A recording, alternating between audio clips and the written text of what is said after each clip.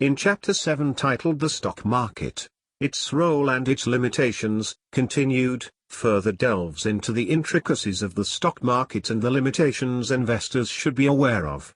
One key lesson from this chapter is that the stock market is not always rational and can be influenced by emotions and speculation. An example of this can be seen in the dot-com bubble of the late 1990s, where technology stocks were heavily overvalued due to irrational exuberance and speculation, ultimately leading to a market crash. Another key lesson from Chapter 7 is that the stock market can be affected by insider trading and manipulation. This can be seen in the case of Enron, where insider trading and accounting fraud led to the collapse of the company and significant losses for investors. Additionally, Chapter 7 highlights the potential for market bubbles and crashes, as well as the impact of government policies and regulations on the stock market. The 2008 financial crisis serves as a prime example of a market crash caused by a bubble in the housing market and lax regulations. It's also stated that the stock market is not always predictable and investors should be prepared for potential losses. A good example of this would be the GameStop short squeeze, where individual investors on Reddit used social media to drive up the price of the struggling video game retailer, causing hedge funds to lose billions in the process. In Chapter 8, Stock Selection for the Defensive Investor, the focus shifts to strategies for selecting stocks as a defensive investor. One key lesson from this chapter is that defensive investors should focus on companies with a long history of consistent profits and dividend payments.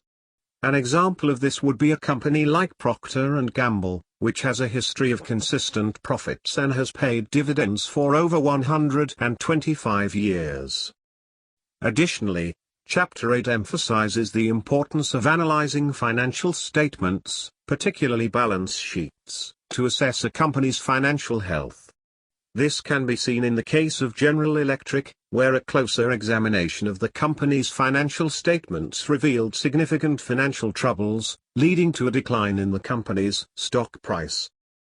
Furthermore, Chapter 8 advises defensive investors to focus on companies that have a strong market position, a consistent earnings record, and a satisfactory dividend record, while avoiding companies that have a weak market position, a poor earnings record, or a poor dividend record.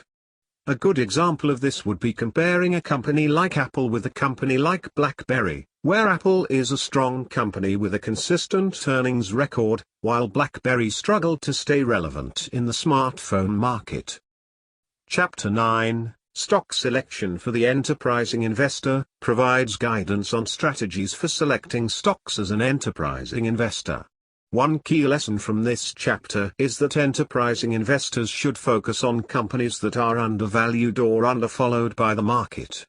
An example of this would be a company like Amazon in the early days of its establishment, where the company's potential for growth was not fully recognized by the market, leading to an undervaluation of the stock.